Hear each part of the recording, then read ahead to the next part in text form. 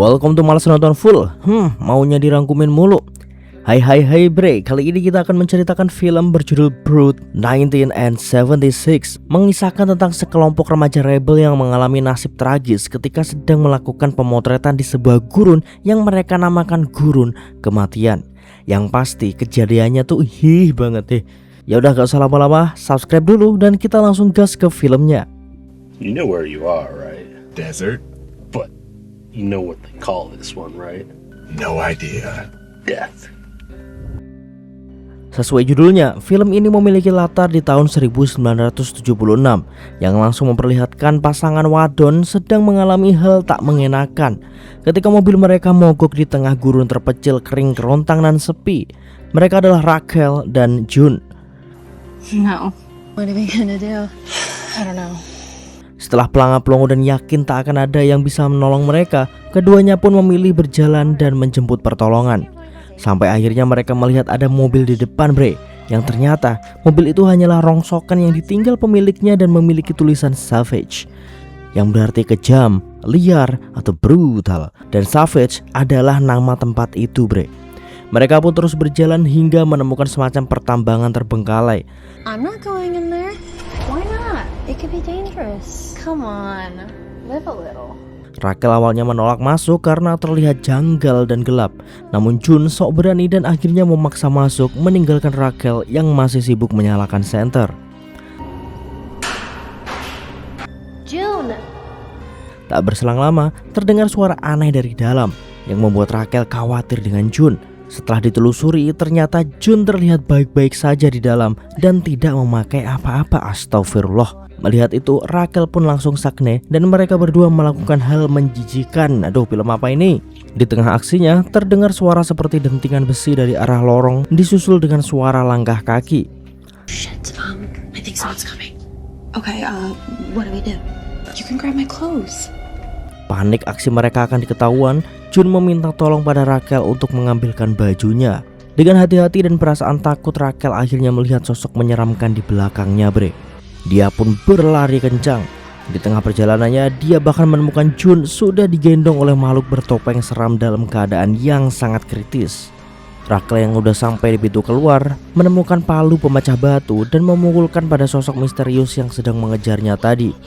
Merasa dirinya menang, Rachel justru berakhir oleh satu sosok lagi yang sedang membawa chainsaw atau gergaji mesin. Scene lalu berpindah ke rombongan anak muda yang menaiki mikrobus di jalan yang sama dengan scene awal tadi. Ada Ray, Jordi, Sunshine, Charlie, Roxy, dan Adam. Mereka adalah muda-mudi pelenger yang sedang melakukan perjalanan ke gurun untuk pemotretan. Dan entah kenapa mereka akan melakukannya di tempat yang memiliki nama lain gurun kematian ini. You know where you are, right? Desert? But you know what they call this one, right? No idea. Death. Charlie bercerita bahwa salah satu film yang bercerita tentang psikopat bergergaji mesin adalah kisah nyata yang latar aslinya adalah di gurun ini. Seperti biasa, tak ada yang peduli dengan cerita pelenger Charlie. Hey, what time is Raquel supposed to be here anyway? Should be any moment now. Dan ternyata bre, mereka adalah teman Rachel dan sedang menunggu Rachel untuk pemotretan. Scene kemudian beralih ke Rachel yang ternyata masih hidup. Dia disandera dengan rantai di lehernya. Tak lama ada seseorang memutar musik seram yang membuat keadaan lebih menyeramkan. Disusul dengan sebuah langkah seseorang yang turun dari atas, memakai baju wanita aneh, padahal bagian atasnya bapak-bapak botak. Kita panggil saja beliau Bobo atau Botak Boti. Good morning. Why are you doing this? Semua semakin ngeri ketika kita diperlihatkan nasib June yang telah menjadi pajangan tak manusiawi. Sementara itu, Bobo mengetahui bahwa Rachel adalah seorang model dan menceritakan bahwa dirinya memang berbeda dan suka menjadi cantik daripada ganteng. Makanya jadi Boti. Do you think I'm pretty? Saat dia tanya pada Rachel apakah dia cantik, Bobo emosi karena Rachel hanya bengong melihat kejelekannya. Ketika Rachel ingin melihat June, Bobo pun membuka bajunya dan di sanalah Rachel melihat kulit dada hingga perut milik June sudah dijadikan rompi seolah Bobo memiliki dada perempuan. Di tempat lain, pemotretan pemuda pelenger sudah akan dimulai dan sudah masuk sesi make up. I've had a black woman on the cover before. I didn't mean that. It's fine. Pemotretan sudah siap, tapi Rachel tak kunjung hadir. dan Sunshine memutuskan untuk mencarinya. Barangkali mobil Rachel bermasalah. Sementara di tempat penyekapan, Rachel berusaha keras untuk mengambil kunci yang tergantung di sebuah meja. Setelah berhasil menggapai kunci itu, dia membuka belenggunya dengan tergesa dan panik takut bisa ketahuan. Untung kunci itu benar-benar bisa membuka gembok, bre. Tim pencari Rachel pun berhenti di kawasan Savage dan melihat sebuah telepon umum. Sunshine mencoba menelpon Rachel, barangkali dia masih di rumah dan memastikan dirinya aman. Sayang, tak ada hasil apapun. Any luck? Doesn't work. Not really surprised. This place is a shithole. Rachel yang berhasil lepas segera pergi dari tempat itu. Yang ternyata tempat Rachel disekap hanya beberapa langkah dari mobil Sunshine berhenti. Sayangnya Charlie memutar radio cukup kencang, ditambah Sunshine menaikkan volume lebih kencang lagi, sehingga suara teriakan Rachel tak terdengar dan mereka pergi begitu aja. Nasib sial tak berhenti untuk Rachel. Dia berhasil disusul Bobo dan komplotannya. Roxy sangat khawatir keadaan Sunshine karena yang dia tahu Charlie sedikit aneh dan sepertinya berbahaya karena terlalu sering bercerita tentang hal-hal menyeramkan. I met Sunshine. The driver was kind of creepy. He did talk about murder quite a bit. Tapi akhirnya Sunshine sampai dengan selamat, bre. I tried calling from a payphone, but there wasn't an answer. So, where did you find a payphone out here? We found this old abandoned ghost town down the road. A ghost town? Yeah. That's cool. Tema pemotretan kali ini adalah kesatuan antara si hitam dan si putih. Tanpa Rachel, pemotretan ini akan gagal. Tapi karena udah ada Roxy, tinggal cari talent berkulit putih. Dan mereka pun setuju Sunshine akan menggantikan Rachel. Di sisi lain, keadaan Rachel sangat genting, bre. Kini dia diletakkan di sebuah ruangan dengan Bobo dan dua komplotannya. Di sana juga ada jasad Jun yang ngeri keadaannya. Mereka bilang awalnya Bobo ingin mengambil wajah Jun, tapi dia kurang srek, jadi akan mengambil milik Rachel. Aduh, serem banget dah. They offered me her face. I'll find the right one eventually.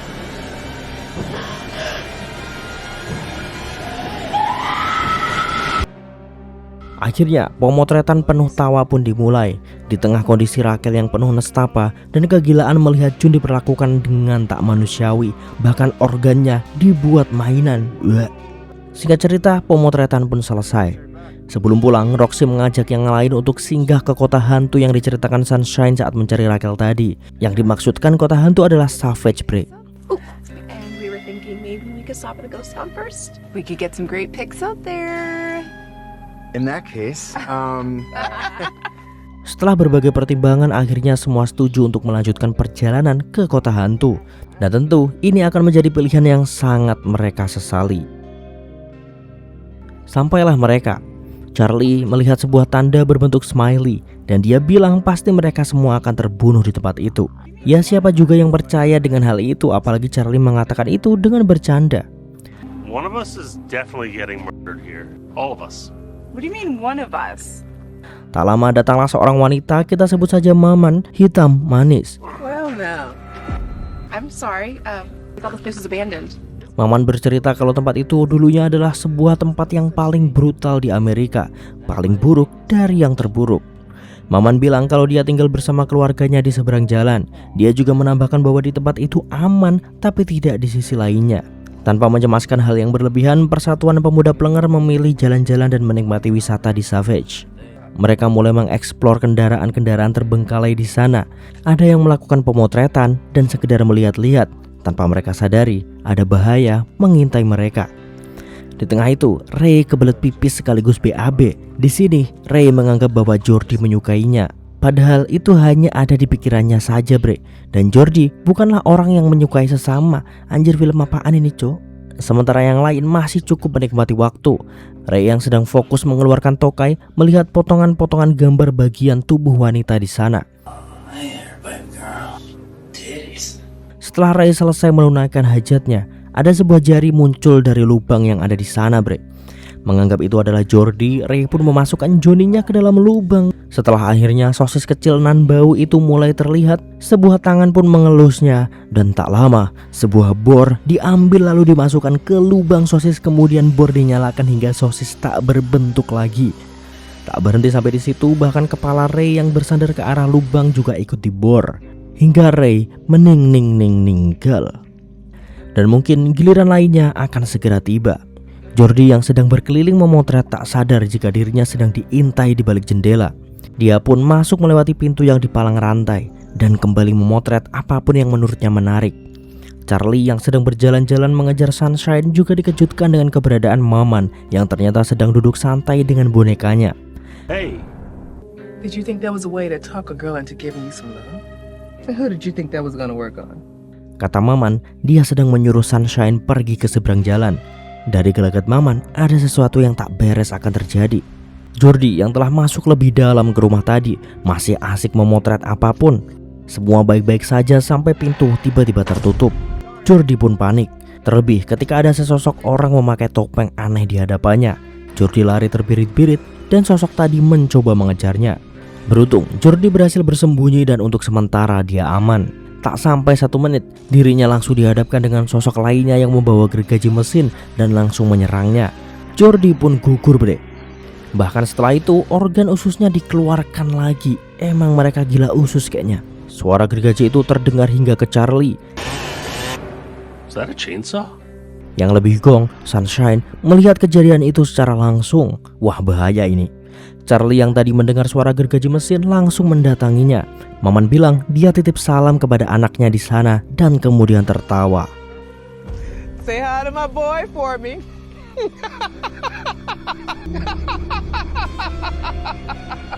Creepy banget ya. Charlie kemudian menemukan topi yang tadi dipakai Sunshine di depan sebuah rumah sederhana. Berasumsi Sunshine ada di dalam, Charlie pun masuk tanpa pikir panjang. Tak lama, teriakan Sunshine menggema dan ternyata Sunshine benar-benar ada di sana, bre, di dalam sebuah kotak.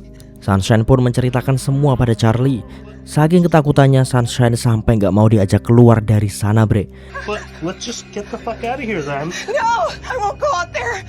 Tapi Charlie mencoba meyakinkan Sunshine sampai akhirnya Charlie tertangkap sama si Bobo. Sunshine yang memegang pisau dari Charlie tak sanggup untuk menusukkannya pada Bobo dan menyelamatkan Charlie. Tapi justru dia menusukkan ke dada Charlie. Loh, kenapa ini si Sunshine? Roxy dan Adam yang terpisah dan memilih jalan-jalan sendiri karena Chinlock sedang asik berduaan di sebuah rumah kosong. I have a question for you. Sure. Di sana, Roxy mencoba memastikan bahwa yang dirasakannya benar tentang Adam. Why haven't you ever tried to make a move on me? Probably the most beautiful woman I've ever seen.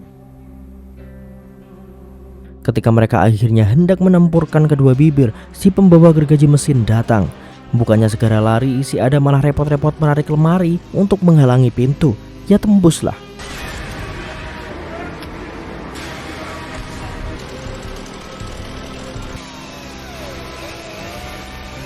Saat dia berpikir bisa mengalahkannya, Adam si pemakai batik ini tak bisa berkutik. Dia jadi bulan-bulanan, sementara Roxy hanya bisa bersembunyi melihat Adam dilenyapkan. Tak lama suara Sunshine muncul dan memanggil Roxy. Roxy? Anyone in there? Ternyata, bre, selama ini Sunshine adalah komplotan mereka. Sunshine tak tahu bahwa Roxy ada di sana dan bersembunyi. Dan di momen ini malah dimanfaatkan Sunshine untuk ngen sama si gergaji. Tobat lo Sunshine, tobat. Roxy yang berada di bawah ranjang tak sengaja tertusuk sebuah besi panjang kecil seiring dengan hentakan yang dibuat Sunshine dan si gergaji. Setelah kebejatan itu berakhir, Roxy bangkit dan mencoba menyelamatkan Adam. Tapi Adam sudah terlalu lemah dan tak terselamatkan, bre. Ironis banget, cinta baru saja bersemi dan berakhir secepat mereka mekar. Roxy pun segera keluar dan justru meminta pertolongan ke seseorang yang ia kira adalah orang biasa. Tapi ternyata doi adalah satu dari komplotan mereka. Bahkan setelah itu Roxy dikepung oleh Bobo dan si gergaji juga. Kejar-kejaran terjadi dan Roxy berhasil membuat si gergaji sempoyongan dengan batu yang dia lemparkan tepat ke kepalanya. Ketika Roxy bersembunyi di depan sebuah rumah, dirinya ditarik oleh Sunshine. Sunshine masih berpura-pura menjadi temannya, padahal Roxy udah tahu bahwa Sunshine selama ini adalah musuh. Sunshine bersandiwara seolah-olah dirinya korban, dan Roxy mencoba mengikuti alurnya. Be quiet. They'll hear you. Where's Adam? What about the others? I have the keys to the van. Di sini Sunshine mengajak Roxy kabur karena dia punya kuncinya. Wah, kesempatan dong. Roxy mencoba memanfaatkan situasi ini. Ketika Sunshine berbalik, Roxy menghantamnya dengan linggis, kemudian mengambil kunci mobilnya. Namun tak berselang lama bre, Sunshine bangun. Kini Roxy seorang diri, dia harus segera kabur jika tak ingin menjadi korban berikutnya. Dengan panik, Roxy mencoba menyalakan mobil. Namun kunci yang ia rebut dari Sunshine tadi ternyata bukanlah kunci mobil yang asli bre. Roxy bertanya kenapa Sunshine melakukan ini. Barulah Sunshine bilang kalau Roxy adalah orang yang terpilih. Entah apa maksudnya. Why are you doing this? I treated you like a sister. You're the chosen one. Tiba-tiba dari belakang Roxy pun ditangkap. Di sisi lain, Rachel masih hidup dan disekap di sebuah kasur bre. Di sana juga ada Maman. I failed at everything. School, work, love. Rachel bercerita bahwa dia selalu gagal dalam hal apapun. Di sini Maman pun bilang bahwa Rachel tak gagal. Buktinya dia masih hidup lebih lama dari teman-temannya. Dari sinilah Rachel mengetahui bahwa semua temannya sudah meninggal. Setelah itu Maman justru memberikan semangat dan menenangkan Rachel. Di tempat lain Roxy dimasukkan ke penjara dengan penjagaan ketat. Di sana dia bertanya pada si penjaga, kenapa mereka melakukan ini? Why are you doing this? Karena tak menjawab, Roxy bilang bahwa penjaga itu bodoh. Barulah setelah itu dia mau bicara. Maybe you're just dumb. I'm not dumb. So you can speak. Bahkan melepas topengnya sendiri. Dia juga bilang kalau Sunshine adalah wanita yang ia cintai. Why? Are you soft on her? She's my girl.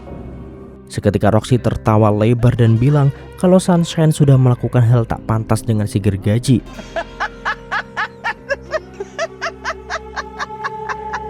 Wasn't your girl about 30 minutes ago when she fucked the big guy?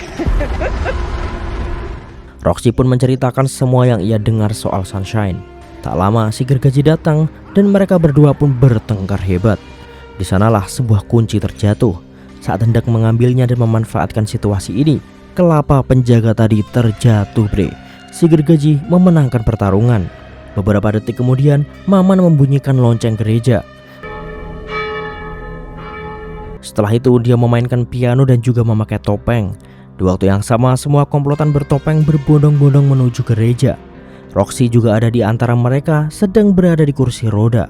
Ternyata bre, Maman adalah pemimpinnya. Ketika ditanya alasan mereka melakukan hal keji ini adalah mereka ingin bebas. Why are you doing this? Truly be free. Fucking United States of America. Mereka merasa hidup sebagai warga negara tak sebebas itu. Terlebih untuk orang berkulit hitam. Mereka menolak teknologi dan sedang mempersiapkan kematian. Women and blacks aren't necessarily celebrating 200 years of freedom. You can't live in the past. Mereka percaya dunia akan segera hancur karena perang nuklir. Dan kelompok ini sedang mempersiapkan diri untuk menjadi kelompok yang kuat ketika semua telah terjadi.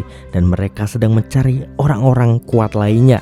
Makanya akan selalu ada orang terakhir yang masih hidup seperti Roxy karena mereka dianggap lebih kuat dari yang lain. Roxy pun ditawari untuk menjadi keluarga mereka bre. Apakah Roxy mau? Tentu enggak. So, you join our family? I agree the world is changing. It's changing for the better. Karena dia merasa sebagai ras kulit hitam tak sebegitunya mendapat rasisme. Dirinya jauh lebih baik dari kakek neneknya dulu. Dunia memang berubah, tapi ke arah yang jauh lebih baik. Mendengar itu Rachel pun dimasukkan. Bukannya saling dukung, Rachel justru memilih bergabung dan menusuk Roxy. Karena pilihannya adalah salah satu dari mereka. Kalau Roxy masuk, maka Rachel harus dibunuh. Kalau Roxy menolak, maka Roxy yang harus mati. Kini Rachel resmi menjadi bagian dari mereka bre.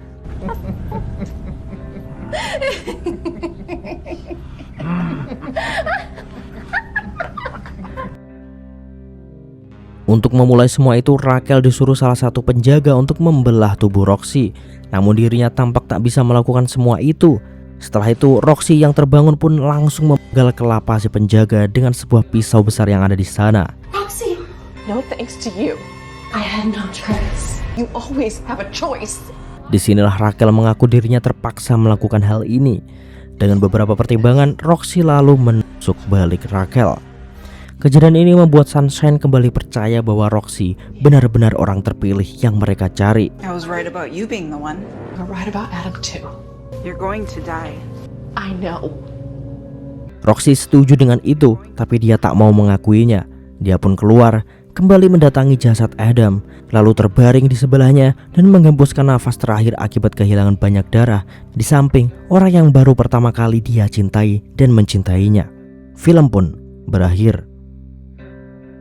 Bre, semua orang pada akhirnya akan meninggal. Kita hanya bisa memilih mau meninggal dalam keadaan seperti apa, bersama siapa, dan itu dimulai dari semua pilihan yang kita ambil. Terima kasih semuanya. Jangan lupa subscribe, bunyi lonceng notifikasinya supaya kalian gak ketinggalan konten-konten terbaru dari Malas Nonton Full. See ya in the next film, bre. And bye-bye.